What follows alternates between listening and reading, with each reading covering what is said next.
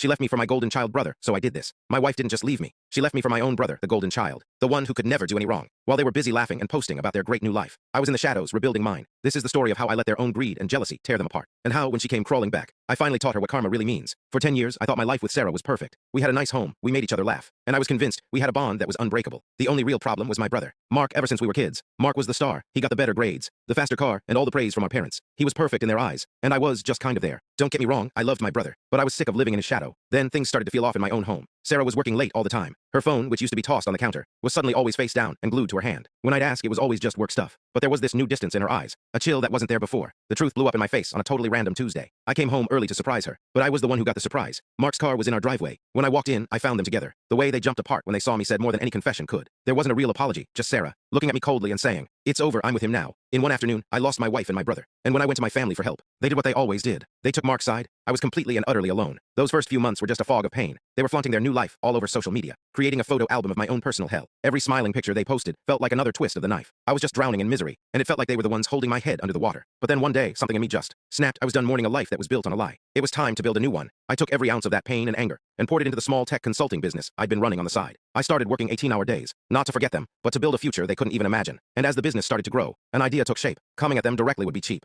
It would just make me look like a bitter ex. No, I knew their weak spots. Mark's desperate need to be admired and Sarah's obsession with status. Their own greed would be the weapon. The plan was simple. I had to become the success Mark always pretended to be. I didn't need to be flashy about it. I just had to plant a seed of doubt. I bought a new car, not some crazy supercar, but a serious upgrade. I accidentally let it slip to a mutual friend that I'd landed a massive new client, puffing up the numbers just enough to be believable. I created this quiet illusion of serious success. I was the one that got away, and now I was thriving. It didn't take long for the poison to start working. Sarah saw my post, she saw the new car, and she heard the whispers about my success. You could practically see the gears turning in her head. Did I pick the wrong brother? Mark, who absolutely can't stand being second best, started spending money he didn't have to keep up. A fancy vacation he couldn't afford. A designer watch to show off. Pretty soon, their finances were stretched thin, and that's when the fight started. She accused him of not giving her the life she deserved. The life she was now imagining I was living. He shot back that she was a gold digger who was never happy. Their perfect romance, which started with a betrayal, started rotting from the inside out, just like I knew it would. About 6 months after their big, dramatic breakup, my doorbell rang, and there she was, Sarah, looking tired, defeated, and a lot older. She launched into this teary, well-rehearsed speech about making the biggest mistake of her life. She told me she never stopped loving me and begged me for a second chance. I just stood there and listened patiently until she ran out of words. The anger I used to feel was gone. All that was left was this calm, quiet sense of finality.